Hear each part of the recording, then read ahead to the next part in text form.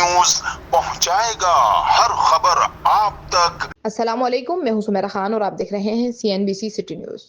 ताज़ा तरीन अपडेट से आपको आगाह करते चलें कि गुल प्लाजा आतिश ज़दगी अजीम सानिया कराची में 100 गुड़ जामे तहकीकात का मुतालबा। साबिक मुशीर वजीर आला सिंध अब्दुल रज़ाक अगर। कराची साबिक मुशीर वजीर आला सिंध अब्दुल रज़ाक अगर ने गुल प्लाजा में लगने वाली आग और इसके नतीजे में होने वाले जानी और माली नुकसान को एक अजीम सानिया करार देते हुए कहा कि कराची में इस नोयत के वाकयात का तवातर से पेश आना निहायत तशवीशनाक है। उन्होंने हुकूमत सिंध से मुतालबा किया कि गुल प्लाजा आतिश ज़दगी पर कराची भर में सोग का ऐलान किया जाए और मुतासिरा दुकानदारों और शहरियों के नुकसानात को फौरी और मौसर अजाला किया जाए। अब्दुल रज़ाक अगर का कहना था कि मुतासिरीन बरसों की मेहनत से कायम किए गए कारोबार से महरूम हो गए, जिनकी बहाली हुकूमत की जिम्मेदारी होगी। साबिक मुशीर वजीर आला सिंध ने मजीद कहा कि कराची में बार बार लगने वाली आग के वाकयात इस अमर को मुतकाजी हैं कि इनको गैर जानबदारी और जामे तहकीकात कराई जाए ताकि असल वजूहात सामने आ सकें और मुस्तकबिल में ऐसे सानिहात से बचाव के लिए मौसर इकदाम किए जा सकें। उन्होंने मुतालिका इदारों पर जोर दिया कि वो फायर सेफ्टी कवानीन पर सख्ती के